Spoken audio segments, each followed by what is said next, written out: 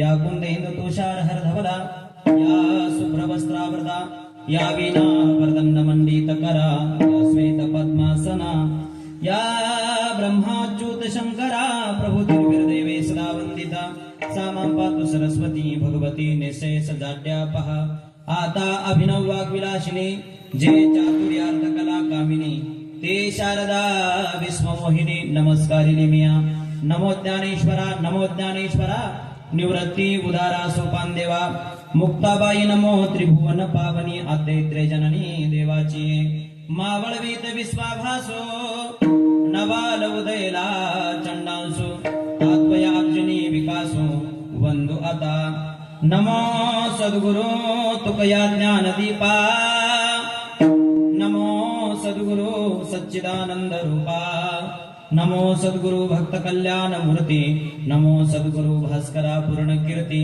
गुरुर ब्रह्मा गुरुर विष्णू गुरुर देव महेश्वरा गुरुर साक्षात परब्रह्म तस्मै श्री गुरुवे नमः सविंदु सिंधु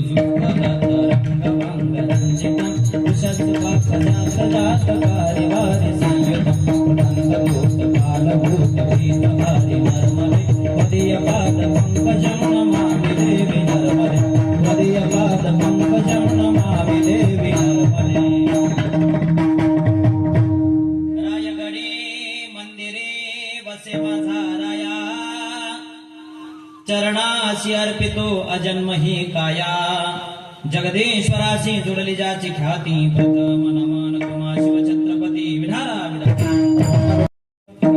अवघीची दुःख मनोनिया शांती धरा उतराल पैल तिरा प्रस्तुत प्राप्त प्रसंगी प्राप्त चिंतना करता घेतलेला अभंग जगदवंदे जगद्गुरु संतश्रेष्ठ देहुनिवासी वैराग्याचे मूर्तिमंत पुतळी तुकोबार आहे यांचा उपदेशपर प्रकरणातील 4 चरणाचा अभंग आहे विठाला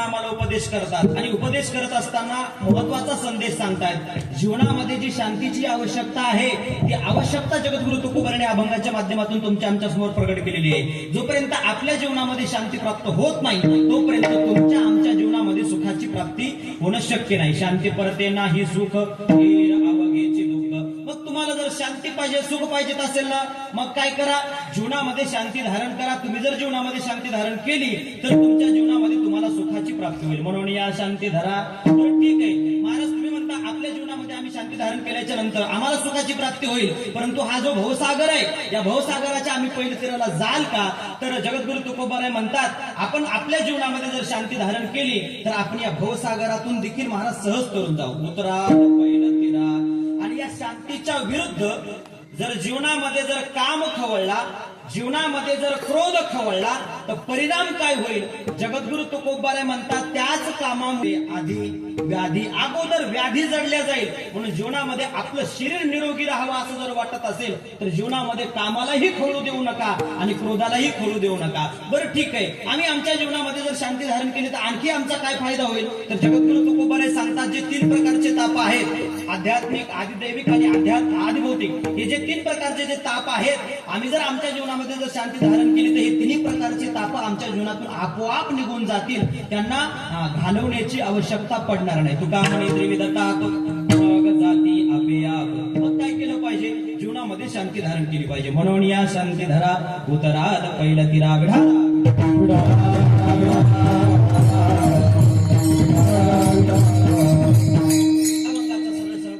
तुमच्या समोर ठेवलेला आहे अभंगावर बसून महाराज अत्यंत उत्साहपूर्ण वातावरणामध्ये गावकऱ्यांच्या अत्यंत सुनियोजनामध्ये चालत असलेला अखंड हरिनाम सप्ताह त्यामध्ये श्रीमद भागवत कथा ज्ञानयज्ञ हरिपाठ असेल त्याचबरोबर भागवताच्या बरोबर आपल्या गावातली प्रवचनाची सेवा सुद्धा अबाधित आहे विडाला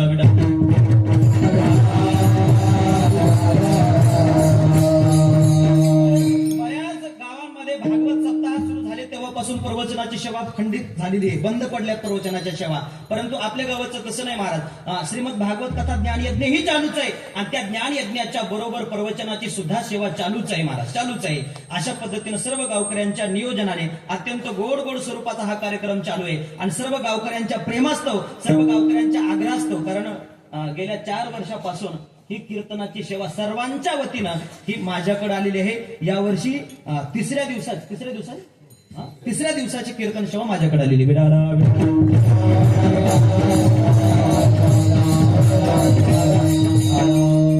साथसंगती करण्याकरता दिग्गज कलाकार मंडळी या ठिकाणी उपस्थित आहेत त्यामध्ये माझे परमस्नेही परममित्र हरिभक्तपरायण ज्यांनी अगदी कमी वयामध्ये नर्मदा मातेची परिक्रमा पूर्ण केलेली आहे सामान्य गोष्ट नाहीये आम्ही फक्त पैसा करता परमार्थ करत नाहीत आम्ही पैशाच्या बरोबर आमच्याकडून काहीतरी साधना घडावी आणि त्या साधनेच्या माध्यमातून आम्हीही परमात्म्याच्या जवळ जावं या उद्देशाने केवळ नुसता जीवनामध्ये पैसा कमवायचा का महाराज पैसा करता परमार्थ नाही हे संतांनी आम्हाला सांगितलेलं आहे आणि जर आम्ही पैसा करता जर व्यवहार म्हणून जर परमार्थ करत असतील तर आमच्या परमार्थाला किंमत नाही तो परमार्थ आमचा शून्य आहे विडाला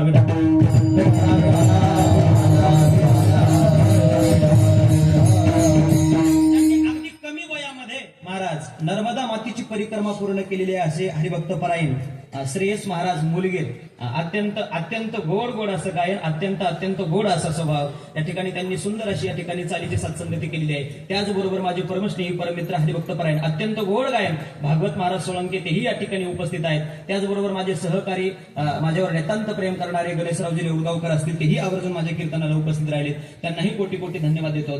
ढोणे पांगरेकर मंडळी असतील, तेही या ठिकाणी कीर्तनाला माझ्या आवर्जून उपस्थित राहिलेले आहेत. त्याचबरोबर हे आपल्या गावचे जे वैभव महाराज आहेत त्यांचं वैभव महाराजांचं हे वैभव वारकरी शिक्षण संस्था महाराज अत्यंत गोड या ठिकाणी सुंदर पावली खेळण्याचं काम हे सर्व विद्यार्थी मंडळी करत आहेत, ज्यांची या ठिकाणी गोड अशी पक्वाजाला साथसंगती लाभलेली आहे. माझे परमस्नेही परमित्र हरिभक्तपरायण गजानन महाराज कोकरे टाकळीकर तेही या ठिकाणी गोड मृदंगाची साथसंगती करत आहेत. त्याचबरोबर माझे परमस्नेही ऋषिकेश महाराज तेही या ठिकाणी वैभव महाराजांचे विद्यार्थी तेही या ठिकाणी सुंदर अशी या ठिकाणी पक्वाजाची साथसंगती करत आहेत. त्यांनाही कोटी धन्यवाद देतो. त्याचबरोबर माझे परमस्नेही परमित्र मृदंगाचार्य गणेश महाराज सखी पांगरेकर तेही या ठिकाणी आवर्जून उपस्थित आहेत. आपल्या गावाचं भूषण, आपल्या गावाचं वैभव संपूर्ण परिसरामध्ये असेल, महाराष्ट्रभर असेल, महाराज आपल्या गावाची ख्याती ज्यांनी दूरवर नेऊन पोहोचवलेली आहे. एकतर आपला व्यवसाय चालवत असताना परमार्थाचं कार्य सुद्धा आपल्याकडून घडावं या उद्देशाने आपल्याच गावचे वकील साहेब महाराज आणि परमार्थामध्ये संतांनी आम्हाला ज्या पद्धतीने परमार्थ करण्याकरता सांगितलेला आहे, संतांचा परमार्थाचा जो उद्देश आहे तोच उद्देश समाजापर्यंत पोहोचण्याचं काम वकील साहेब येतात या ठिकाणी ते करत आहेत. तेही या ठिकाणी कीर्तनाला उपस्थित आहेत. त्यांनाही कोटी धन्यवाद देतो. त्याचबरोबर माझ्यासोबत आलेले माझे सहकारी परमार्थ प्रेमी नामदेवराजे फुके पळसगावकर तेही या ठिकाणी कीर्तनाला आवर्जून उपस्थित राहिले. त्यांनाही कोटी धन्यवाद देतो. या ठिकाणी युट्यूब चॅनल ज्यांचं आहे ते संभाजीराव तिडके खुदनापूरकर आवर्जून माझ्या कीर्तनाला ते उपस्थित राहिले. त्यांनाही कोटी धन्यवाद देतो. तुम्ही सर्व श्रोते मायबाप, अभंग जगद्गुरु तुकोबारायचा आहे. अभंगाच्या माध्यमातून जगद्गुरु तुकोबाराने आम्हाला उपदेश केलेला आहे. जे उपदेश जर आम्ही आमच्या जीवनामध्ये जर ग्रहण केला तर महाराज आमच्या जीवनामध्ये दुःखच शिल्लक राहू शकत नाही. अभंगाच्या माध्यमातून जगद्गुरु तुकोबाराने आम्हाला सांगितलं आमच्या जीवनामध्ये आम्ही शांती धारण केली पाहिजे. तसं जर आम्ही प्रत्येक संतांकडे जर बघितलं तर प्रत्येक संतांकडे एक विशेष गुण आहे महाराज, एक विशेष गुण आहे. ज्ञान म्हटलं की ज्ञानेश्वर महाराज, भक्ती म्हटलं की भक्त शिरोमणी नामदेव महाराज, वैराग्य म्हटलं की जगद्गुरु तुकोबार आहे आणि शांती म्हटलं की शांती ब्रह्म एकनाथ महाराज. किंवा आपण असंही म्हणू शकतो महाराज, आपण त्या विशेष गुणाला लेखून त्या संतांना आपण ओळखू शकतो. शांती म्हटल्या बरोबर आम्हाला एकनाथ महाराजच आठवतात, भक्त शिरोमणी म्हटल्या बरोबर आम्हाला नामदेव महाराजच आठवतात, ज्ञान म्हटल्या बरोबर आम्हाला ज्ञानेश्वर महाराजच आठवतात.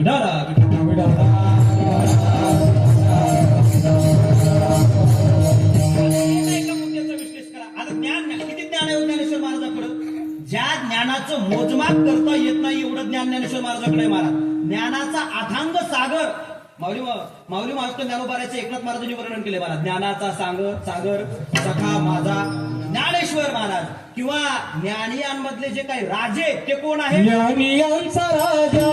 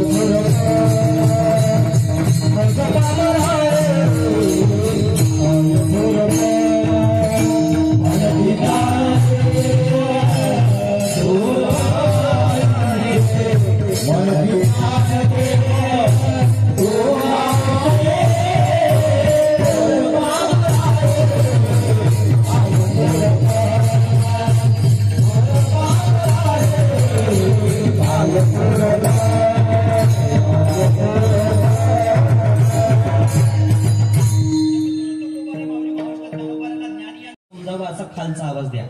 ज्ञानियांचे राजे आहेत महाराज. ज्ञानांमध्ये जे श्रेष्ठ आहेत, ज्ञानियांचा शिरोमणी वंदे जो का पूज्यस्थानी चिंतकाचा चिंतामणी ज्ञानोबा माझा. ज्ञानांमध्ये सगळ्यात श्रेष्ठ कोण असं जर वर्गीकरण केलं तर एकनाथ महाराज म्हणतात ज्ञानामध्ये जे शिरोमणी आहे ते ज्ञानेश्वर महाराज आहेत. किती ज्ञान आहे, किती ज्ञान आहे, त्या ज्ञानाची गणती आपण करू शकत नाही. आम्ही जर तसा जर विचार केला तर तसं पाहिलं तर अवतार पांडुरंगा नाव ठेवी येले ज्ञानी आवर्जून उपस्थित राहिले त्यांनाही कोटी कोटी धन्यवाद देतोय. माऊली महाराष्ट्र ज्ञानोबरायाबद्दल सांगतोय महाराज. किती ज्ञान हो तसा जर विचार केला तर ज्ञानेश्वर महाराज महाविष्णूचा अवतार सखा माझा परमात्म्याचा अवतार भगवान नारायण परमात्म्याचा अवतार म्हणजेच माऊली महावष्ट ज्ञानोबा आहे. अहो ज्या भगवंताच्या घोरण्यातून 4 वेदाची निर्मिती झालेली आहे किंवा माऊली महावष्ट ज्ञानोबा सांगतात जयाचे निश्वासी जन्म झाले वेदनाशी परमात्म्याच्या श्वासातून वेदाची प्रगट आहे महाराज. वेद प्रगट झालेले आहेत भगवंताच्या घोरण्यातून वेदाची निर्मिती आहे.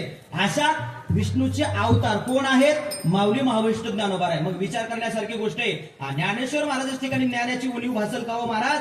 अजिबात नाही. जेवढं ज्ञान भगवान परमात्म्याच्या ठिकाणी आहे तेवढं ज्ञान ज्ञानेश्वर महाराजांच्या ठिकाणी आहे.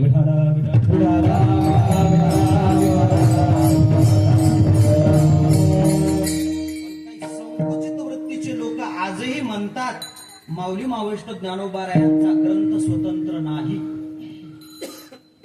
संकुचित वृत्तीचे का म्हणतात हो? त्याचं कारण काय? कारण त्यांनी अजूनही ज्या पद्धतीने ज्ञानेश्वरीचा अभ्यास करायला पाहिजे होता तेवढा केला नाही. जेवढा अमृत अनुभवाचा अभ्यास करायला पाहिजे होता तेवढा केला नाही. म्हणून ते म्हणतात हे स्वतंत्र ग्रंथ नाही. कारण माऊली महाविष्णू ज्ञानोबारायांचा अमृत अनुभव हा स्वतंत्र ग्रंथ आहे. चांगदेव 65 हाही स्वतंत्र ग्रंथ आहे. तरी पण महाराज एका विशिष्ट आपल्या पुण्याच महात्म्याला आपल्याला दोष द्यायचा नाही.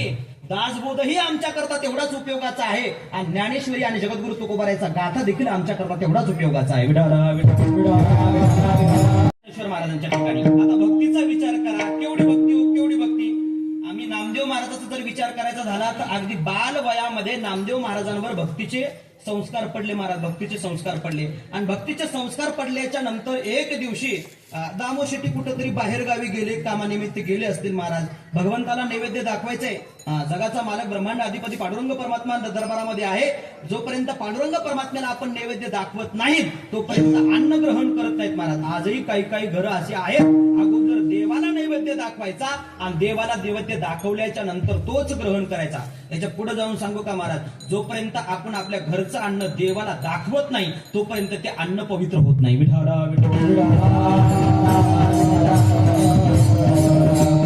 जेवण करण्याचा अधिकार आहे. कधी अधिकार आहे? अगोदर आपण देवाला दाखवला पाहिजे, देवासमोर ठेवला पाहिजे आणि देवासमोर ठेवल्याच्या नंतरच महाराज तो प्रसाद म्हणून आम्ही ग्रहण केला पाहिजे.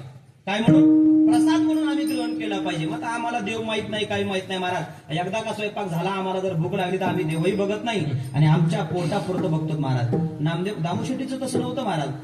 घरामध्ये अगोदर जो स्वयंपाक झाला ना महाराज तो स्वयंपाक ताटामध्ये घ्यायचा आणि तेच नैवेद्याचं ताट महाराज पांडुरंग परमात्म्याच्या समीप आणायचं, समोर ठेवायचं. समोर ठेवल्याच्या नंतर महाराज पाणी फिरवायचं, परमात्म्याला विनंती करायची भगवंता ग्रहण करा महाराज. दामोशेट्टीचा नित्यक्रम आहे. नामदेव महाराजांना प्रत्यक्षात मंदिरात जाऊन बघितलं नाही, परंतु नामदेव महाराजांना एवढं माहित आहे की आपले वडील दररोज देवाला जीव घालतात. एवढं माहित आहे. काय माहित आहे? आपले वडील पंढरीस पांडुरंग परमात्म्याला दररोज जीव घालतात. आता वडील अनुपस्थित आहेत, नैवेद्य दाखवण्याचं काम आपल्याकडे, आपण गेलो पाहिजे. म्हणून नामदेव महाराजांना नैवेद्याचं ताट घेतलं महाराज. आईनं आज्ञा दिली, अरे नामा हे नैवेद्याचं ताट घेऊन जा पंढरीस पांडुरंग परमात्म्या करता. महाराज ताट उचललं नामदेव महाराजांनी ताट उचलल्याच्या नंतर पंढरीस पांडुरंग परमात्म्याच्या समीप ठेवलं आणि समीप ठेवल्याच्या नंतर महाराज भगवंताला आज्ञा केली, देवा जेवण ग्रहण करा. मला बाहेर खेळायला जायचे, माझ्याकडे घाई आहे, माझ्याकडे वेळ नाही. म्हणून तुम्ही काय केलं पाहिजे? लवकर जेवण ग्रहण केलं पाहिजे महाराज. परंतु पंढरीस पांडुरंग परमात्मा तटस्थ आहेत, दोन्ही कमरेवर हात आहेत, समचरण दृष्टी आहे, तटस्थ आहेत महाराज. कुठल्याच प्रकारची क्रिया जेवायला पाहिजे परंतु परमात्मा जेवत नाही. का जेवत नसतील? नामदेव महाराज विचार करतायत का जेवत नसतील? अरे आपण एवढा आग्रहानं ताट घेऊन आलो नैवेद्याचं, परमात्म्याला जेवायला पाहिजे, का जेवत नाही? नामदेव महाराजांनी पुन्हा देवाला विनंती केली, देवा नैवेद्य आणलेला आहे तुमच्याकरता, ग्रहण करा महाराज. एकदा नाही दोनदा नाही. आता नामदेव महाराजांचं बाजूला सोडू द्या. आपण देवाला नैवेद्य दाखवतो का जीव घालतो? तो आपलं कसं आहे? तुमचं सोडून द्या. श्रेयस महाराज मी ज्या वेळेला वारकरी शिक्षण संस्थेमध्ये होतो ना चारठाण्याला असताना महाराज तिथं पूजा करण्याचं काम माझ्याकडून, मी पुजारी होतो. कोण होतो पुजारी पुजारी वस्तुस्थिती सांगतोय माझा अनुभव सांगतोय महाराज आता मधुकिरी मागून आल्याच्या नंतर जो पूजा करणारा व्यक्ती आहे ना महाराज त्याचा अधिकार आहे त्यांना अगोदर त्या मधुकिरीमध्ये जेवढे जेवढे चांगले चांगले पदार्थ आलेले असतील ना महाराज ते उचलायचे आपल्या ताटामध्ये ठेवायचे आणि ताटात ठेवल्याच्या नंतर तेच नैवेद्याचं ताट महाराज पांडुरंगाच्या जवळ नेऊन ठेवायचं माझाच अनुभव सांगतोय महाराज मीच ते नैवेद्याचं ताट पांडुरंगाच्या समोर ठेवत होतो आणि समोर ठेवल्याच्या नंतर नुसतं पाणी फिरवायचं आणि पाणी फिरवून महाराज लगेच ताट उचलायचं आणि आपल्या जागेवर येऊन मस्त जेवण करून घ्यायचं महाराज आपण देवाला नैवेद्य दाखवतो देवाला जेव घालत नाही का जेवत नाही काय कारण असेल का बरं जेवत नसतील महाराज बराच वेळ प्रतीक्षा केली नामदेव महाराजांनी देवानं जेवावं महाराज परंतु परमात्मा जेवत नाही काय करावं शेवटी नामदेव महाराज विचार करायला लागले कदाचित आज आपले वडील या ठिकाणी नैवेद्य घेऊन आले नाहीत म्हणून तर परमात्मा जेवत नसेल कारण काय असेल कारण कळायला मार्ग नाही शेवटी महाराज नामदेव महाराजांनी पंढरीस पांडुरंग परमात्म्याला विनंती केली बघा भगवंता एकतर तुम्ही जेवले पाहिजे तुम्ही जर नाही जेवले तर माझं मुंडकं माझं डोकं आणि तुमचे चरण मी तुमच्या चरणावर माझं डोकं आपटणार नामदेव महाराजांनी डोकं आपटायला सुरुवात केली महाराज आणि डोकं आपटायला सुरुवात केल्याबरोबर महाराज जगाचा मालक त्या ठिकाणी प्रगट झाला आणि प्रगट झाल्याच्या नंतर नैवेद्य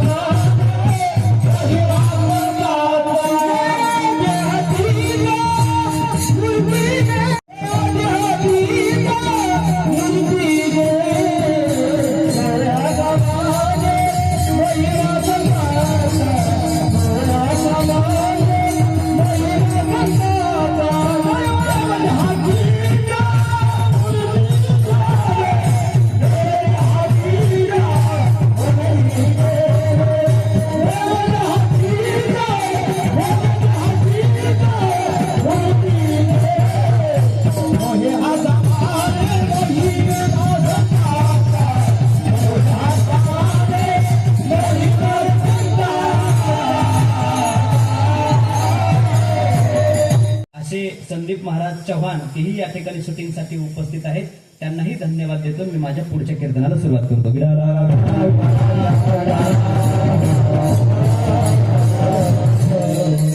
हा सामान्य महिमा संताचा नैवेद्य हातीचा मूर्ती जेवी अहो भक्त नामदेव महाराजांनी आपल्या भक्तीच्या जोरावर जगदीश परमात्म्याला आपल्या हाताने नैवेद्य खाऊ घातला एवढंच नाही हिरविले देऊळ नामदेवा हाती आपल्या भक्तीच्या जोरावर नामदेव महाराजांनी अख्खं औंढ्या नागनाथाचं मंदिर फिरवलं कशाच्या जोरावर केवळ भक्ती मातेच्या जोरावर भक्तीच्या जोरावर महाराज एवढी भक्ती म्हणून भक्त शिरोमणी म्हटलं बरोबर आम्हाला नामदेव महाराज आठवतात नामदेव महाराज आता वैराग्याचा विचार करायचा बरं वैराग्य म्हणजे काय हो वैराग्य म्हणायचं तरी कशाला तर या लोकातील भोग असतील किंवा परलोकातील भोग असतील ते मनातून भोगावेसे न वाटणं त्याला वैराग्य म्हणतात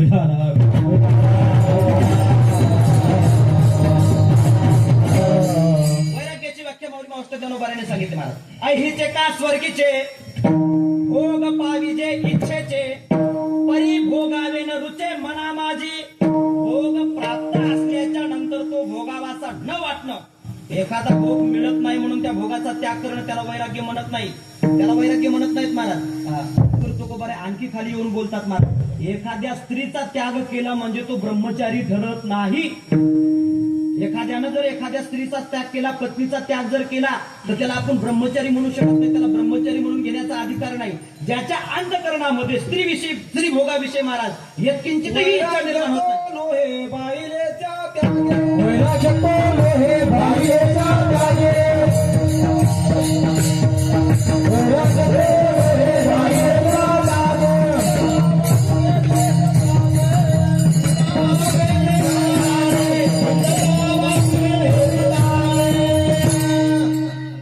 ब्रह्मचर्य नव्हे बाईच्या त्यागे वैराग्य वाहू के देश त्यागे त्याला ब्रह्मचार्य म्हणत नाही कोणाला ब्रह्मचारी म्हणत नाही एखाद्यानं स्त्रीचा त्याग केला म्हणजे तो ब्रह्मचारी वनामध्ये जर जाऊन राहत असेल तर त्यालाही वैराग्य मनात नाही. वनात जाऊन जर घराचं चिंतन करत असेल तर त्याचा त्याग ठरत नाही. स्त्रीचा त्याग करून जर अंतःकरणामध्ये जर स्त्रीविषयी जर भावना असेल तर त्याला ब्रह्मचर्य म्हणता येत नाही महाराज. या व्याख्या सरळ सरळ आमच्या संतांनी सांगितलंय. मग प्राप्त भोगाचा त्याग त्याला खरं वैराग्य म्हणायचं. मग वैराग्य म्हटलं की आम्हाला जगद्गुरु तुकोबारे आठवतात महाराज. किती वैराग्य हो, किती वैराग्य. काय म्हणून किती म्हणून दाखली द्यायची जगद्गुरु तुकोबाराची वैराग्याच्या बाबतीमध्ये.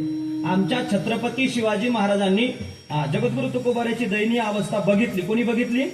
छत्रपती शिवाजी महाराजांनी. कारण प्रसंग असा आहे महाराज, छत्रपती शिवाजी महाराज आपला स्वराज्याचा कारभार सांभाळत असताना स्वराज्यातून वेळातला वेळ काढून जगद्गुरु तुकोबाराच्या कीर्तनाला उपस्थिती लावत होते. कोण लावत होते? छत्रपती शिवाजी महाराज. छत्रपती शिवाजी महाराज कोणाचे कीर्तन ऐकत होते? जगद्गुरु तुकोबारायाचे. आणि ज्या कीर्तनामध्ये संपूर्ण वेदांत भरलेला आहे असे कीर्तन ऐकत होते. कोण? छत्रपती शिवाजी महाराज. आणि छत्रपती शिवाजी महाराजांच्या जर वयाचा जर विचार केला तर छत्रपती शिवाजी महाराज 16-17 वर्षाचे असतील. 16-17 वर्षाचे असताना आमच्या छत्रपती शिवाजी महाराजांनी कीर्तन ऐकले. कोणाचे ऐकले? जगद्गुरु तुकोबारायचे ऐकले महाराज. आज आम्ही छत्रपती शिवरायांचे मावळे आम्हाला म्हणून घेतो, पण आम्ही कीर्तन ऐकतो का हा प्रश्न आमच्या ठिकाणी आहे महाराज. आम्ही मावळे म्हणून घेतो. कोणाचे? छत्रपती शिवाजी महाराजांच्या मावळ्या म्हणून घेतो, पण आम्हाला कीर्तन आवडतं का? आम्हाला कीर्तन आवडत नाही. आणि आम्हाला जर आजच्या परिस्थितीमध्ये जर आम्हाला चांगल्या पद्धतीचं जर कीर्तन आवडत नसेल ना महाराज, तर आम्हाला छत्रपती शिवाजी महाराजांचा मावळा म्हणून घेण्याचा अधिकार नाही. आम्ही असं बऱ्याच जणांकडून ऐकलंय महाराज, छत्रपती शिवाजी महाराजांनी जगद्गुरु तुकोबारायचं शिष्यत्व पत्करलं होतं. शिष्यत्व. छत्रपती शिवाजी महाराज शिष्य होते आणि जगद्गुरु तुकोबाराय गुरु होते महाराज. गुरु होते. आपल्या गुरुची दयनीय अवस्था छत्रपती शिवाजी महाराजांनी बघितली आणि बघितल्याच्या नंतर महाराज दया अंतकरणामध्ये निर्माण झाली. आपण आपल्या गुरुजींकरता काहीतरी दक्षिणा पाठवली पाहिजे म्हणून दक्षिणा पाठवावी या उद्देशाने आमच्या छत्रपती शिवाजी महाराजांनी जगद्गुरु तुकोबारायकरता नजराणा पाठवला. हो, काही सैनिकाला महाराज पाठवलं, जगद्गुरु तुकोबारायकडे देहूला पाठवलं आणि देहूला पाठवल्याच्या नंतर तेच सैनिक तो नजराणा घेऊन देहूला आले. हो, देहूला आले आणि देहूला आल्याच्या नंतर जगद्गुरु तुकोबारायला विनंती केली, महाराज आमच्या छत्रपती शिवाजी महाराजांनी तुमच्या सुखाकरता हा नजराणा पाठवलाय. कशा करता? तुमच्या सुखा करतात. तुम्ही सुखी व्हावे या अपेक्षेने छत्रपती शिवाजी महाराजांनी हा नजराणा पाठवलाय. याचा तुम्ही स्वीकार करा, याचा स्वीकार करा महाराज. जगद्गुरु तुकोबारायांनी तो नजराणा बघितला. आता तुकोबारायचं सोडून द्या. त्या जागी जर आमच्यासारखे जर महाराज असले तर, त्या जागी जर आमच्यासारखे जर लोकांना वैराग्य सांगणारे जर आमच्यासारखे जर महाराज असते तर आम्ही काय म्हटलं असतं? शेजाऱ्याला पत्ता लागू दिला नसता महाराज. तो नजराणा मधल्या खोलीमध्ये नेऊन ठेवला असता.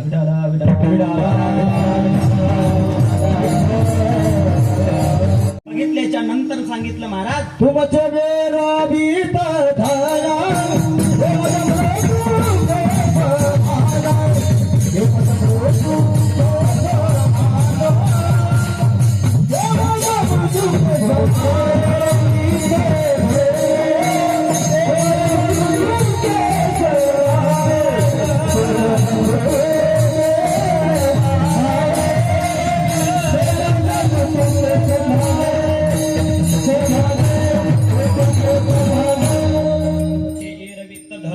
ते माझं मृत्युके समान. तुम्ही जे माझ्याकरता जे धन पाठवलंय, जो काही नजराणा पाठवलाय, तो मला माती मोल आहे, मातीसारखा आहे. त्याचा मी स्वीकार करणार नाही किंवा तुमच्या नजराण्यामुळे मी सुखी होणार नाही. मी सुखी व्हावं असं जर वाटत असेल, आम्ही त्याने सुखी म्हणा. विठ्ठल विठ्ठल मुखी तुमचे इष्ट धन ते माझं मृत्युके समान. मी सुखी व्हावं असं जर वाटत असेल तर पवित्र अशी तुळशीची माळ गळ्यामध्ये धारण करा आणि एकादशीचं व्रत करा. सांगणारे कोण आहे? सांगणारे कोण आहे? जगद्गुरु तुकोबाराय. ऐकून घेणारं कोण आहे? छत्रपती शिवाजी महाराज. तुकोबारायांनी सांगावं आणि छत्रपती शिवाजी महाराजांनी डावलून लावा असं होईल का? कारण आजच्या काळामध्ये आजची तरुण पिढी महाराजाचं सांगायचं काम आहे, हे सगळंच कुठं ऐकायचं असतं का? सोडून द्यावं लागतं. एवढं का ऐकणं होत असते का? असे म्हणणारे बरेच आपल्याला भेटतील. अहो, गुरुनं सांगितल्याच्या नंतर गुरुच्या वचनाचं पालन करणारे छत्रपती शिवाजी महाराज होते. मला हे सांगायचं महाराज. मग जर जगद्गुरु तुकोबाराय छत्रपती शिवरायाला सांगत असतील गळ्यामध्ये पवित्र अशी तुळशीची माळ घाला आणि एकादशीचं व्रत करा, तर मग आमच्या छत्रपती शिवाजी महाराजांच्या गळ्यामध्ये पवित्र तुळशीची माळ नसणार आहे का? जगद्गुरु तुकोबारायांनी सांगितले आणि छत्रपती शिवाजी महाराजांनी माळ घातली नाही असं होईल का? असं कदापि होणार नाही महाराज. जगद्गुरु तुकोबारायचा एक एक शब्द वेचून घेणारे आमचे छत्रपती शिवाजी महाराज आहेत. विडाला विडाला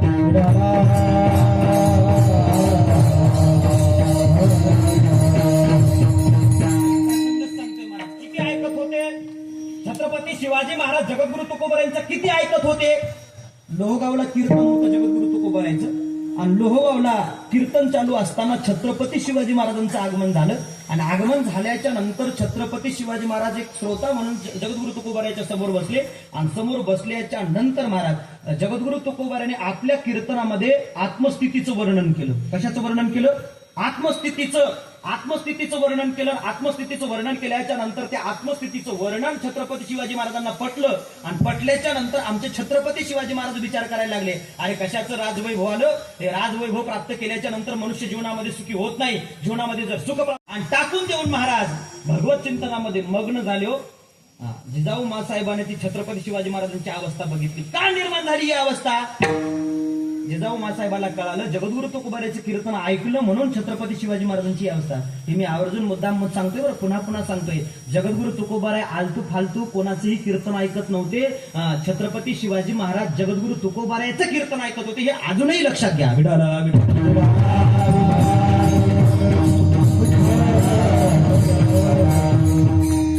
कीर्तनात काही घरातल्या गोष्टी होत्या का महाराज? एक एक शब्द आमच्या करता मोलाचे होते जगद्गुरु तुकोबारायचे. आजही आमच्या करता ते मोलाचेच आहेत. मोलाचेच आहे. जगद्गुरु तुकोबारायच्या गाथातला एक एक शब्द आमच्या करता मोलाचा आहे महाराज.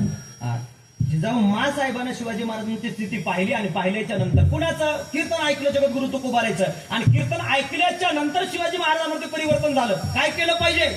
आपण याच स्थितीमध्ये शिवाजी महाराजांना घेऊन जगद्गुरु तुकोबारायच्या सभेत गेलो पाहिजे. शिवाजी महाराजांना सोबत घेतलं आणि घेतल्याच्या नंतर जिजाऊ मासाहेब महाराज जगद्गुरु तुकोबारायकडे गेला आणि तुकोबारायकडे गेल्याच्या नंतर तुकोबारायला विनंती केली, महाराज रात्री तुमचं कीर्तन ऐकलं. कीर्तन ऐकल्याच्या नंतर शिवाजी महाराजांमध्ये मन परिवर्तन झालं आणि शिवाजी महाराजांनी आपल्या हातातलं शस्त्र टाकून दिलं. हो काहीतरी सांगा शिवबाला. कोण विनंती करतोय? जिजाऊ साहेब विनंती करतात महाराज. आणि जिजाऊ मासाहेबांनी विनंती केल्याच्या नंतर जगद्गुरु तुकोबाराय छत्रपती शिवाजी महाराजांना सांगतायत, महाराज तुम्ही हातामध्ये शस्त्र उचलावं आणि आम्ही शास्त्र सांगावं. काय विनंती करतायत? तुम्ही हातामध्ये शस्त्र उचलून जे समाजकंटक आहेत ना यांचा नायनाट करावा आणि आम्ही शास्त्र सांगून बुद्धीमध्ये परिवर्तन करून समाजाकंटकामध्येच परिवर्तन करून त्यांना सज्जन बनवावं. सज्जन बनवण्याचं काम आमचं आहे आणि समाजकंटकाचा संहार करणं हे तुमचं काम आहे. विडाला विडाला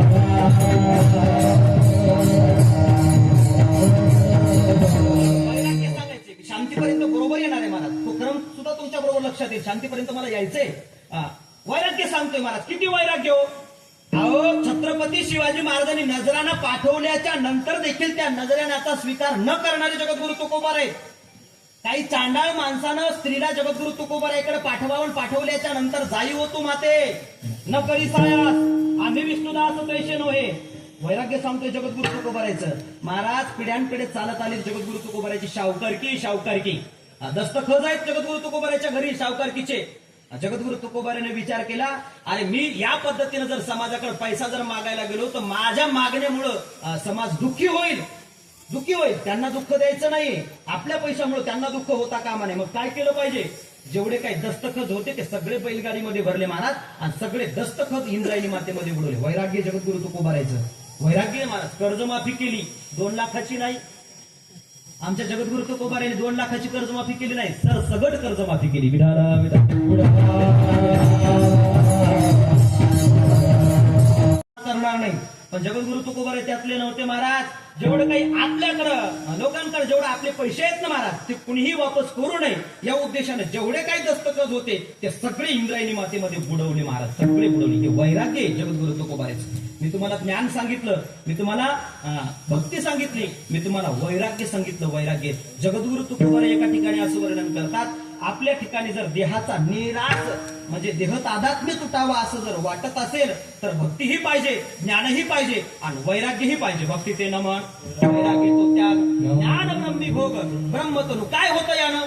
देहाच्या निरासे पाविजे या ठाया आणि माझी आयशी काया जबानो हे जगद्गुरु तुकोबारे म्हणतात, माझी जोपर्यंत अशी अवस्था होत नाही तोपर्यंत मी ज्ञानाची प्राप्ती करून घेणार, मी भक्तीची प्राप्ती करून घेणार आणि माझ्या जीवनामध्ये मी वैराग्याची प्राप्ती करून घेणार. हा क्रम सांगितला महाराज. कशा करता? कारण जोपर्यंत आमच्या ठिकाणी ज्ञान प्राप्त होत नाही, जोपर्यंत आमच्या ठिकाणी भक्ती वृद्धिंगत होत नाही, जोपर्यंत आमच्या ठिकाणी वैराग्य प्रबल होत नाही तोपर्यंत आमच्या जीवनामध्ये शांती प्राप्त होऊ शकत नाही. भक्ती ज्ञान वैराग्यानं युक्त असणारी शांती जीवनामध्ये जोपर्यंत प्राप्त होत नाही तोपर्यंत जीवनामध्ये सुखाची प्राप्ती नाही. अभंगाचं पहिलं शांती परत नाही.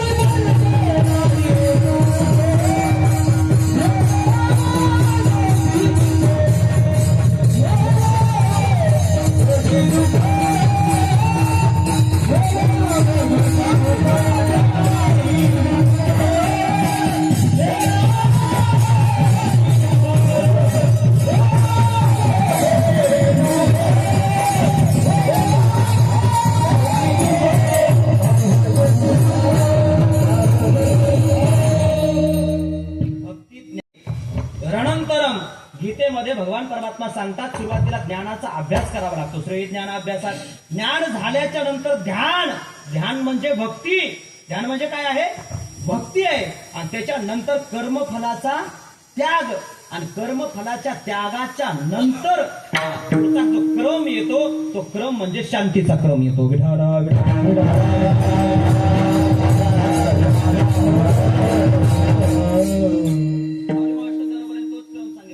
म्हणून यावया शांती हाची अनुक्रम सुभद्रापती. म्हणून अभ्यासाची प्रस्तुती करणे येत सुरुवातीला अभ्यासच करावा लागतो. कशाचा? ज्ञानाचा अभ्यास करावा लागतो. ज्ञान अभ्यासानंतर ठाकूर महाराज ज्ञान अभ्यासानंतर काय करावं लागतं?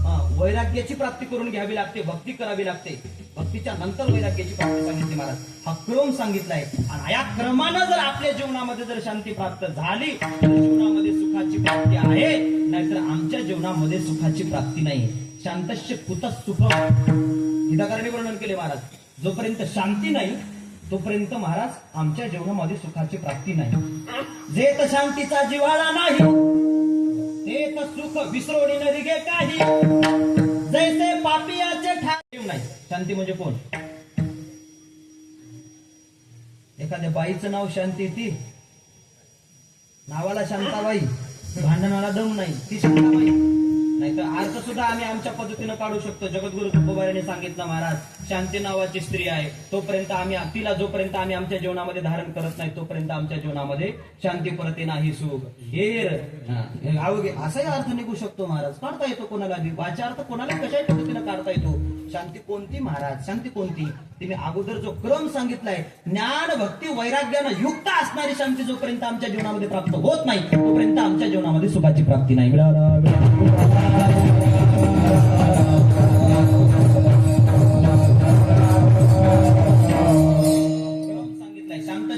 शांतीचा जिव्हाळा नाही ते तर सुख विसरून सुद्धा त्याच्याकडे जात नाही. उदाहरणार्थ माऊलीनं उदाहरण सुद्धा सिद्धांताच दिलेलं आहे.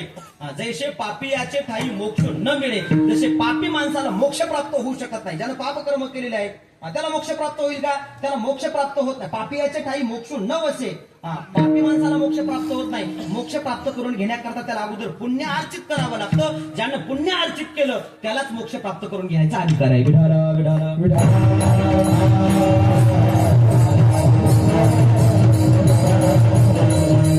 शांती होती.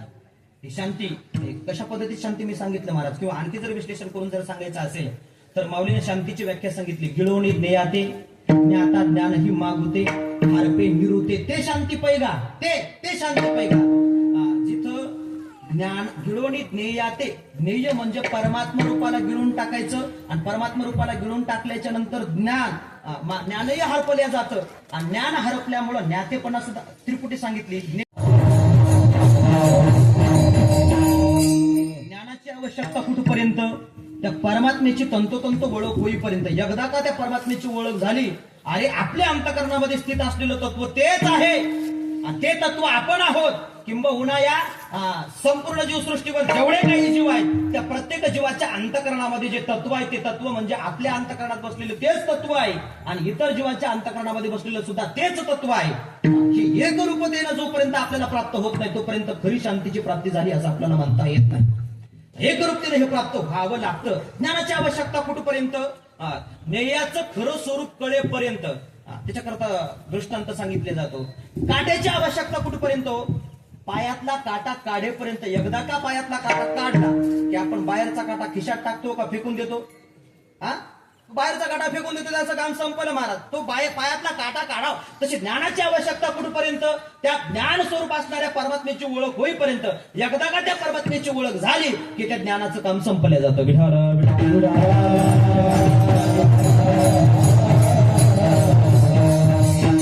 शांती कोणाकडे होती? ज्ञानेश्वर महाराजाकडे सुद्धा ही शांती होती. म्हणून महाराज ज्ञानोबारायांनी रेड्याच्या ठिकाणी आपलं आत्मस्वरूप बघितलं आणि आत्मस्वरूप बघूनच माऊली मावष्ट ज्ञानोबाराने रेड्याच्या मुखातून वेद बोलविला. रेड्या मुखी वेद बोलविला.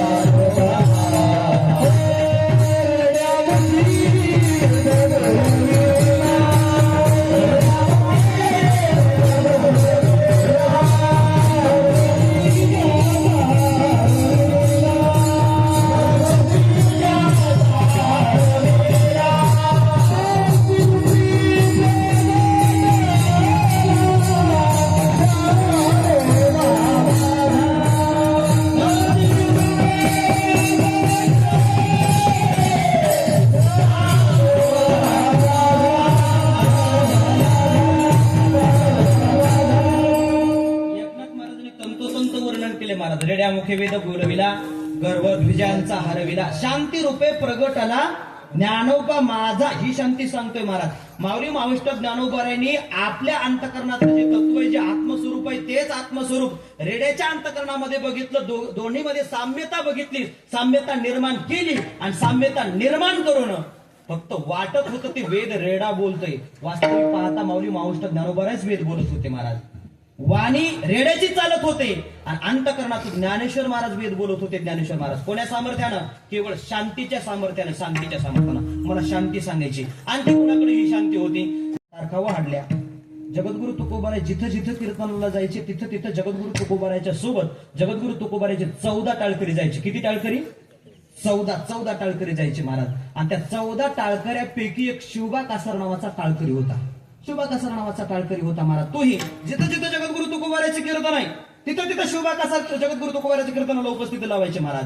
शेवटी शिवबा कासाराच्या मंडळीनं विचार केला, पत्नीनं विचार केला, आपले मालक, कारण इकडं आल्याच्या नंतरच बिघडले असं म्हटलं जातं, तिकडं प्यायला गेल्यावर कोणी बिघडलं म्हणत नाही. पण भजनाकडे आलं की म्हणतात महाराज बिघडलं हो, संसारावर लक्षच नाही. काय म्हणतात? संसारावर लक्ष नाही महाराज. शोभा कासाराची पत्नी विचार करायला लागली, आमच्या मालकाचं लक्ष कमी झालंय, माझ्यावरचं लक्ष कमी झालं, संसारावरचं लक्ष कमी झालं. पण कुणामुळे कमी झालं? ते तुकोबाऱ्यामुळे. कारण तुकोबाऱ्याचे कीर्तन वाढले आणि जिथं जिथं जगद्गुरु तुकोबाऱ्याचे कीर्तन आहे तिथं तिथं आमचे पती जगद्गुरु तुकोबाऱ्याच्या कीर्तनाला उपस्थिती लावतायत. आपले मालक बिघडले. कोणामुळे बिघडले? तुकोबाऱ्यामुळे बिघडले. मग आपण काय केलं पाहिजे? ज्या जगद्गुरु तुकोबाऱ्यामुळे आपले मालक बिघडलेत ना महाराज, त्या तुकोबाऱ्याला आपण दंड दिला पाहिजे. दंड काय करावं महाराज? दंड द्यायचंय पण सहजासहजी देता येत नाही. काहीतरी केलं पाहिजे, काहीतरी आपण युक्ती सुचली पाहिजे महाराज, सुचवली पाहिजे. म्हणून महाराज शोभा कासाराच्या पत्नीनं आपल्या पतीला एके दिवशी जवळ एवढी गोड बोलली शोभा कासाराची पत्नी. तुकोबाऱ्याचे एवढं वर्णन केलं महाराज, एवढं माझ्याकडे लक्ष देत चला.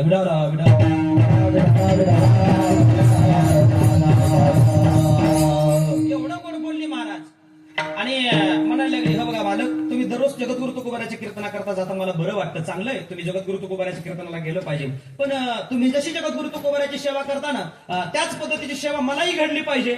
माझ्याकडून सुद्धा सेवा घडली पाहिजे जगद्गुरु तुकोबाऱ्याची. म्हणले काय इच्छा आहे तुझी? म्हणले माझी एकच इच्छा आहे, मी माझ्या हातानं जगद्गुरु तुकोबाऱ्याला स्नान घातलं पाहिजे. काय घातलं पाहिजे? जगद्गुरु तुकोबाऱ्याला स्नान घातलं पाहिजे. इच्छा प्रकट केली हो शोभा कासाराच्या पत्नीनं. आणि इच्छा प्रकट केल्याच्या नंतर महाराज शोभा कासाराने विचार केला, त्यात काय अवघड आहे? आताच्या आता जगद्गुरु तुकोबाऱ्याकडे जातो आणि तुकोबाऱ्याला विनंती करतो, स्नान करण्याकरता आमच्या घरी घ्या. मी विनंती केल्याबरोबर तुकोबाऱ्या आपल्या घरी आल्याशिवाय राहणार नाहीत महाराज. म्हणले काही हरकत नाही, तुम्ही जावं आणि उद्या सकाळी स्नान करण्याकरता जगद्गुरु तुकोबाऱ्याला आपल्या घरी घेऊन यावं महाराज. शोभा कासार जगद्गुरु तुकोबाऱ्याकडे गेला आणि तुकोबाऱ्याकडे गेल्याच्या नंतर शोभा कासाराने तुकोबाऱ्याला विनंती केली, महाराज माझ्या पत्नीचा आग्रह आहे की तिलाही तुमची काहीतरी सेवा घडली पाहिजे. सेवेच्या उद्देशाने माझ्या पत्नीने विनंती केली, माझा आग्रह आहे तुम्हाला, मी ज्या पद्धतीने तुमच्या सोबत रात्रंदिवस फिरतो ना, त्याच पद्धतीने माझा आग्रह आहे की माझ्या पत्नीला सुद्धा तुमची सेवा घडली पाहिजे. तिची इच्छा आहे की ती तुम्हाला तिच्या हातानं स्नान घालणार आहे. जगद्गुरु तुकोबारे म्हटले, त्यात काय वावग आहे? स्नान करण्याकरता मी तुमच्याकडे येतो महाराज. येतो म्हटल्याच्या नंतर ठरल्याप्रमाणे जगद्गुरु तुकोबारे दुसऱ्या दिवशी स्नान करण्याकरता शोभा कासाराच्या घरी येतात. आणि घरी आल्याच्या नंतर महाराज तुकोबाऱ्याला स्नान घालण्याकरता शोभा कासाराची पत्नी पाणी तापवते महाराज. आणि पाणी तापवते. किती तापवते महाराज? पाण्याला उकळा येईल इथपर्यंत पाणी तापवते. शेवटी पाण्याला उकळा येतो आणि पाण्याला उकळा आल्याच्या नंतर महाराज शोभा कासाराची पत्नी जगद्गुरु तुकोबाऱ्याला विनंती करतात, महाराज माझी इच्छा आहे, माझ्या हाताने तुम्हाला स्नान घालायचं आहे. जा स्नानगृहामध्ये, न्हाणीमध्ये जा, बसा. जगद्गुरु तुकोबारे महाराज कुठलाच विचार मनामध्ये नाही. वरचे वस्त्र काढलं, सदरा काढल्याच्या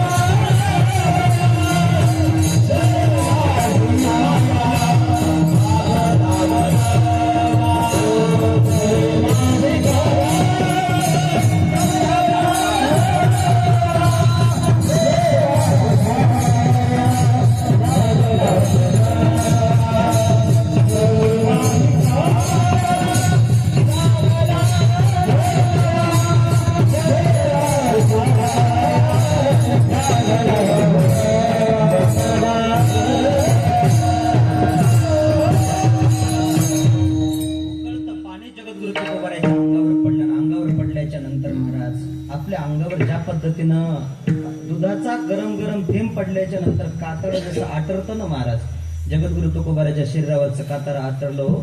आटरल्याच्या नंतर वेदना व्हायला लागल्या. आणि वेदना झाल्याच्या नंतर जगद्गुरु तुकोबारांनी देवाला प्रार्थना केली, दे जडे माझी काया लागला वनवा धावरे केशवा माय. पंढरीस पांडुरंग परमात्म्याचा धावा केला. कशा करता सांगतोय महाराज. आता मला सांगा, देवाचा आणि त्या उकळत्या पाण्याचा काही संबंध आहे का? पाणी कोणी टाकलं तिथं आपला विचार करा. आपल्या अंगावर जर कोणी जर उकळतं पाणी जर टाकलं तर आपण शांत बसतील का? शांत बसतील का महाराज? अगोदर महाराज ज्या स्त्रीनं आपल्या अंगावर पाणी टाकलं ना त्या स्त्रीच्या अंगावर आपण कातडं ठेवणार नाही. पण जगद्गुरु तुकोबारा त्या स्त्रीला दोष देत नाही. स्त्रीला दोष न देता विनंती कोणाला करतायत? जगाच्या मालकाला करतात. काय विनंती करतायत? कारण जगद्गुरु तुकोबारा त्या स्त्रीला दोषी मानतच नाही. का मानत नाही? कारण शांतिरूप अवस्था त्यांनी प्राप्त करून घेतलेली होती म्हणून दोषी मानत नाही.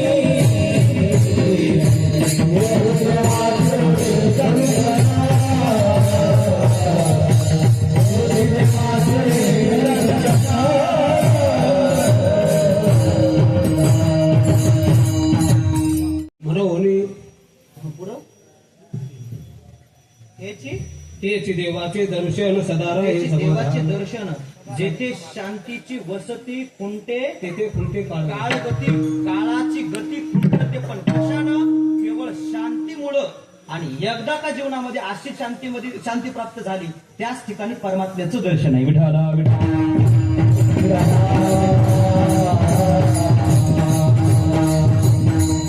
दोष त्या स्त्रीला नाही महाराज, धावा परमात्म्याचा केला महाराज. जगद्गुरु तुकोबाराने धावा केला, दोष दिला नाही, दोष दिला नाही.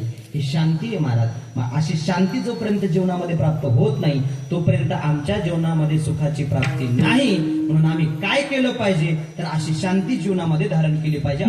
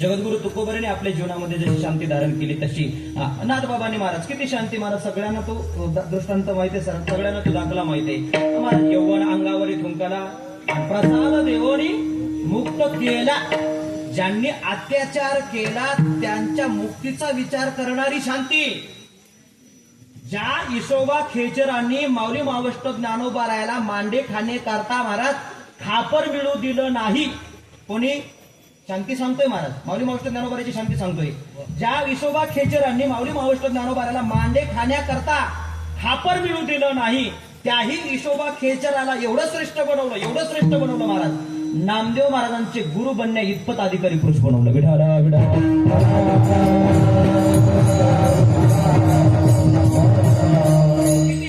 किती शांती ज्या आळंदीतल्या लोकांनी अक्षरशः माऊली मावष्ट ज्ञानोबारायवर उपाशी राहण्याची वेळ आणली कोणी आळंदीतल्या लोकांनी मधुकरी खाऊ दिलं नाही महाराज व्यवस्थित देऊ दिलं नाही कोणी जर देत असेल त्यांना विरोध केला जर झोळीमध्ये पडली ती मधुकरी महाराज मातीमध्ये मिसळण्याचं काम महाराज कोणी केलं आळंदीतल्या लोकांनी केलं पण माऊली मावष्ट सतीश माझ्याकडे लक्ष देत चला तिकडे बघू नका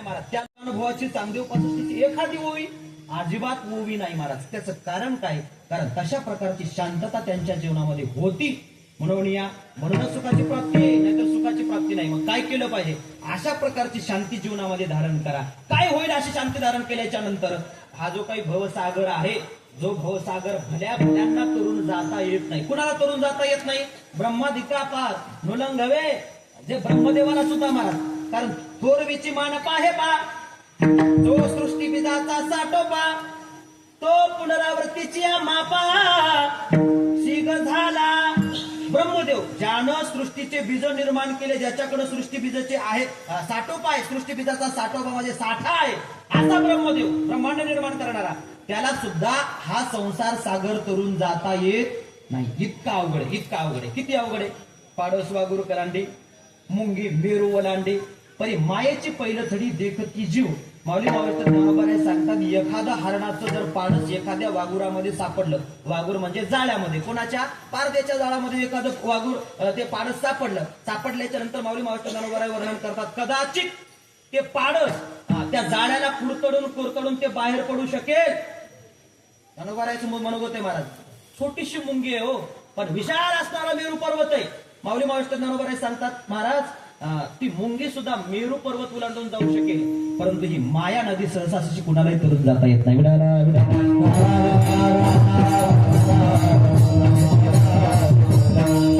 जायचंय ना माया नदी तरुण जावं असं प्रत्येकाला वाटतं ना एकच उपाय आहे जीवनामध्ये शांती धारण केली पाहिजे ज्यानं ज्याच्या जीवनामध्ये शांती धारण केली तोच या मायेच्या पैलतीराला जाऊ शकतो उदराला पैलतीरा कोण ज्यानं शांती धारण केली आणि या शांतीच्या विरुद्ध जर जीवनामध्ये काम खवळला जर क्रोध खवळला तर जगद्गुरु तुकोबाराय सांगतात तुमचं आमचं शरीर व्याधीनं ग्रस्त झाल्याशिवाय राहणार नाही अभंग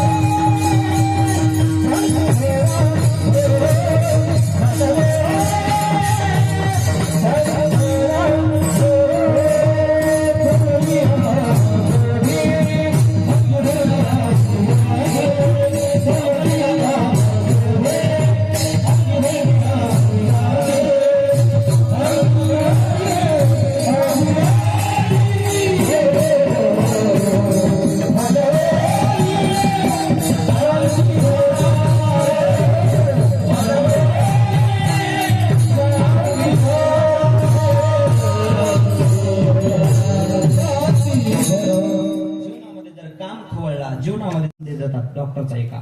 लक्षात ठेवा. जगद्गुरु तुकोबार डॉक्टर आहे. आपलं शरीर निरोगी राहावं असं जर वाटत असेल काय केलं पाहिजे? जीवनामध्ये काम खवळू नये आणि जीवनामध्ये क्रोध खवळू नये. ज्याच्या जीवनामध्ये काम क्रोध खवळत नाही त्याच्या जीवनामध्ये त्याच्या शरीराला व्याधी जडत नाही. हे तुकोबारीला म्हणायचे, मला तुकोबारीला सांगायचे. व्याधी जडतात. कशामुळे जडतात? जीवनामध्ये काम खवळल्यामुळं आणि जीवनामध्ये क्रोध खवळल्यामुळे. किती वाईट आहेत, किती वाईट आहेत काम आणि क्रोध, किती वाईट आहेत. अर्जुनानं देवाकडे मनोगत प्रगट केलं. देवा, एखादा ज्ञानी माणूस आहे, ज्याला कळतं हे वाईट आहे, ज्याला कळतं हे आमकं कार्य करणं अत्यंत वाईट आहे, मग वाईट हे कळत असताना सुद्धा तो व्यक्ती वाईट कर्म का करतो? आणखी सोप्या भाषेमध्ये सांगू का? मद्यपान करणं अत्यंत वाईट आहे. मद्यपान केल्याच्या नंतर आपल्या शरीराचं नुकसान आहे, आपल्या कुटुंबाचं नुकसान आहे, सोयऱ्याधाऱ्यामध्ये आपली किंमत राहत नाही. हे सगळं माहीत असताना लोक मद्यपान का करतात? का करतात? अरे मद्यपान केल्यानं लिव्हर जातं, खराब होतात, किडनी खराब होती. कशानं? मद्यपान केल्यानं. मग तरी पण माणसं मद्यपान का करतात? कळतं ना. अहो जाऊ द्या. जे लोकायला मायबाप सांगतात, आणखी अलीकडे येऊन सांगतो, जे लोकायला मायबाप सांगतात तेच मायबापाची सेवा करत नाही. काय करणं? लोकांना मायबाप सांगितल्याच्या नंतर त्यांना मायबापाची सेवा केली पाहिजे ना. कीर्तनकार आहे, मग तो लोकांना आई सांगतो, लोकांना बाप सांगतो, पण आई बापाकडे दुर्लक्ष करतो. नेमकं त्याचं कारण काय? अर्जुनाचं मनोगत आहे महाराज. अर्जुनाचं मनोगत आहे. अथकेन प्रयुक्तोयम पापम करते पुरुषः आणि छन्नपी वारसनीय बनादिव नियोजिता. तेव्हा असं कसं? अथकेन प्रयुक्तोयम, ज्याला कळतं ते पापाकडे का प्रवृत्त होतं? देव आहे ऐसे कैसे, ज्ञानी याची स्थिती भ्रंसे, मार्ग सांडोनी अनारिसे चालती देख. योग्य मार्ग टाकून देतात आणि अयोग्य मार्गाला जातात. त्याचं नेमकं कारण काय? विचारलं कारण. कोणी विचारलं? अर्जुनानं विचारलं. कोणाला विचारलं? कृष्ण परमात्म्याला विचारलं. कृष्ण परमात्म्याला विचारल्याच्या नंतर जगाच्या मालकानं त्याचं उत्तर दिलं. अर्जुना, याचं कारण एकमेव आहे. जे लोकाला मायबाप सांगतात फक्त मायबाप पैशा पुरता सांगतात, त्यांना मायबापाशी काही घेणं देणं नाही.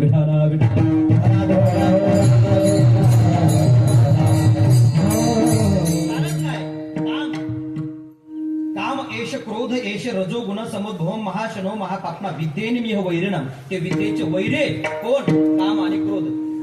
काम एष क्रोध एष रजोगुणापासून उत्पन्न झालेले, रजोगुण समुद्भवम रजोगुणापासून उत्पन्न झालेले जे काही काम क्रोध आहेत ना महाराज. इच्छा कशाची इच्छा? इच्छा अनेक प्रकारची आहेत. कोणाला वाटतं माझ्याकडे अधिकाधिक संपत्ती मिळाली पाहिजे, धनवान झालो पाहिजे, ही सुद्धा इच्छाच आहे. ते हा सुद्धा कामच आहे. हे लक्षात ठेवा. काम या शब्दाचा सरळ सरळ अर्थ होतो इच्छा. त्या इच्छेमुळंच मनुष्य महाराज पाप कर्म करतो. क्रोधामुळं, रागामुळं महाराज. आपल्या भाषेतला राग शब्द सांगतो बरं, संस्कृत भाषेतला नाही. कारण राग या शब्दाचा संस्कृत भाषेमध्ये आसक्ती असा अर्थ होतो. संस्कृत भाषेमध्ये राग म्हणजे आसक्ती. कारण राग आणि द्वेष हे दोन शब्द सांगितलेले महाराज. मनुष्याने जीवनामध्ये संस्कृत भाषेमध्ये राग द्वेषाचा त्याग केला पाहिजे. राग म्हणजे आसक्तीही ठेवू नये आणि त्याचा द्वेषही करू नये. सगळं काम आणि क्रोधामुळे नाही. सोप्या भाषेमध्ये सांगू का? समजा एखाद्याला जर इच्छा निर्माण झाली कशाची? बरं लांबचं जाऊ द्या, बिडी ओढण्याची. आता बिड्या राहिल्या नाही. पूर्वीच्या काळामध्ये बिड्या होत्या. पूर्वीच्या काळामध्ये बिडीचं व्यसन महाराज बऱ्याच लोकांना होतं. आता बिडीचं प्रमाण थोडं आपल्या समाजातलं कमी झालंय. बिडीचं महाराज एखाद्याला समजा इच्छा निर्माण झाली, काय झालं पाहिजे? आपण काय केलं पाहिजे? अरे तो व्यक्ती जसा बिडी ओढतो ना महाराज, आपण सुद्धा तशी बिडी ओढली पाहिजे. कारण लहान माणसं मोठ्याचं अनुकरण करत असतात किंवा मोठ्यांचं लहान लेकरं सुद्धा अनुकरण करत असतात. मानसशास्त्रामध्ये एक वाक्य आलेलं आहे, लहान मुलं अनुकरणातून शिकतात. लहान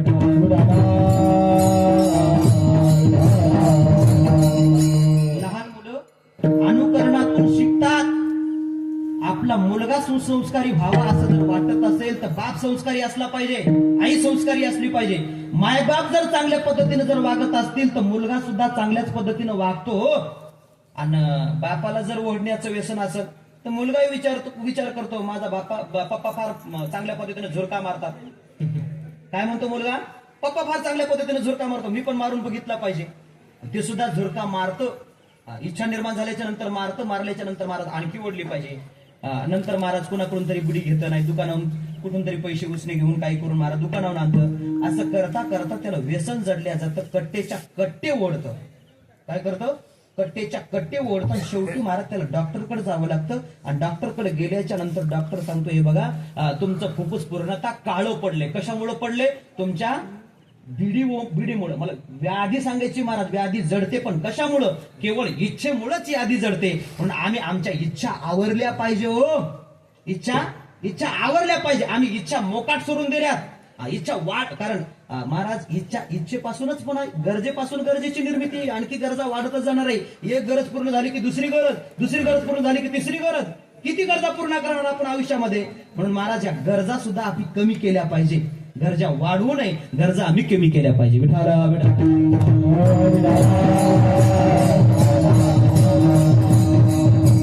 कामाच्या बाबतीमध्ये सांगितलं. आता क्रोधाच्या बाबतीमध्ये ऐका.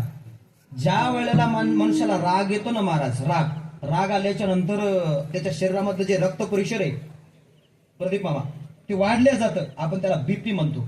त्याची बीपी कंट्रोलमध्ये राहत नाही. अहो काही माणसाला किती राग येतो अक्षरशः त्याच्या शरीरामध्ये नसा तुटतात, एवढा राग येतो महाराज, एवढा राग येतो.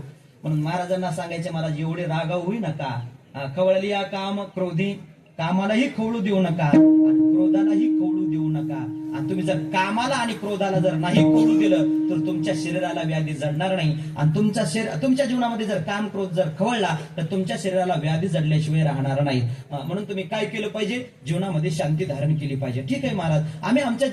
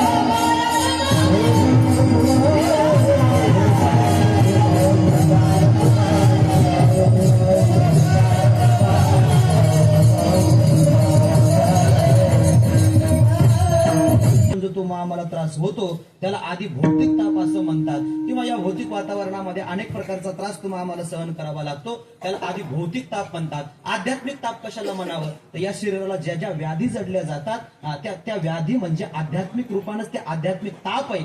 या 3 प्रकारच्या तापाची निवृत्ती जर आपल्याला व्हावी असं जर वाटत असेल तर जगद्गुरु तुकोबाराय म्हणतात या त्रिविध तापाची महाराज निवृत्ती करावी लागत नाही. कोणाला? ज्यानं ज्याच्या जीवनामध्ये शांती धारण केली त्याला ते त्रिविध ताप आपोआप निघून जातात. कसे जातात? जर एखादा सोयरा जर आपल्याकडे जास्त दिवस जर राहत असेल, आपल्याला जर त्या सोयऱ्याचा जर उभं आला असेल, कंटाळा आला असेल, अरे किती दिवस राहते आपल्याकडे, हे गेलं पाहिजे, यानं कंटाळा आणलाय, गेलं पाहिजे. मग काय करावं लागतं? भागवत महाराज काही नाही, त्याची आवसोय करावी लागते. त्याची आवसोय केली की सोयरा विचार करतो आता आपली सोय होत नाही, सोय झाली तर सोयरा, सोय जर होत नसेल तर सोयरा आपोआप निघून जातो महाराज. तसं त्रिविध ताप आपोआप निघून जातात. कधी? जीवनामध्ये शांती धारण केल्याच्या नंतर. मग काय केलं पाहिजे? आम्ही आमच्या जीवनामध्ये शांती धारण केली पाहिजे. कोणती? भक्ती ज्ञान वैराग्यानं युक्तणारी शांती आपण जीवनामध्ये धारण केली की काय होईल? आम्हाला सुखाची प्राप्ती होईल महाराज. या पद्धतीचा सरळ सरळ भावार्थ माझ्या मतीला सुचेल त्या पद्धतीनं महाराज आम्ही अभंगाचा अर्थ या ठिकाणी मांडण्याचा प्रयत्न केलेला आहे. अभंगाचा अर्थ असाच आहे असं मी म्हणू शकत नाही. माझ्या बुद्धीला जशी सुचेल, माझ्या गुरुवर यांचे जसे आशीर्वाद आहेत त्याच पद्धतीने मी महाराज अभंगाचं निरूपण करण्याचा मी प्रयत्न केलेला आहे. सर्व गुरुजन भजनी मंडळीने मला गोड गोड सहकार्य केलं. हे लहान लहान लेकरांनी सुंदर या ठिकाणी टाळ वाजवण्याचं असेल, पावले खेळण्याचं काम केलेलं आहे. एक लहान मुलगा महाराज, गोड आवाज आहे महाराज, बारीक आवाज आहे, त्या मुलाकरता एकदा जोरदार टाळी वाजवा. गोड गोड गायन करण्याचं काम त्यांनी केलेलं आहे. त्याचबरोबर आता हे दोन्ही मर्दन सम्राट महाराज हे लहान लहान विद्यार्थी शिकत आहेत, गोड गोड या ठिकाणी बाप्पा सत्संगती करत आहेत, त्यांनाही धन्यवाद देतो. आता मला आज्ञा अशी मिळालेली आहे महाराज, सगळ्यांचं प्रेम आहे, एकाचं म्हणून नाही, याचं म्हणून त्याचं म्हणून नाही महाराज. आणि प्रेम आहे म्हणूनच 4 वर्षापर्यंत मी आपल्या गावामध्ये टिकून आहे. नाहीतर काय नाही, 1 वर्ष जर कीर्तनाची तारीख मिळाली पुढच्या वर्षी काही अपेक्षा सुद्धा करता येत नाही. 4 वर्ष झाली आपल्या गावची ही कीर्तनाची सेवा माझ्याकडे आहे. कशामुळे? सर्व गावकरी मंडळीचं प्रेम आहे आणि त्या प्रेमामुळेच या ठिकाणी महाराज ही कीर्तनाची सेवा आहे. म्हणून सर्वांनी मला गोड गोड सहकार्य केलं त्याबद्दल सर्वांना धन्यवाद देतो. तुम्ही श्रोते मंडळीने महाराज लक्षपूर्वक कीर्तन सर्वांनी केलं म्हणून तुम्हाला सर्वांना धन्यवाद देतो आणि याच ठिकाणी थांबतो. जे काही चांगलं आहे ते माझ्या गुरुवर यांचं आहे. बोलण्याच्या ओघामध्ये चुकीचा शब्द वाणीतून निघाला असेल, चुकीचं वाक्य वाणीतून निघाला असेल, वाणीचा दोष समजा आणि याच ठिकाणी ठेवून द्या. नातरी बालक बोबडा बोली का वाकुडा विचुका पावली ते चोद करुणी माऊली रे जय जय विज्ञानेश्वर माऊली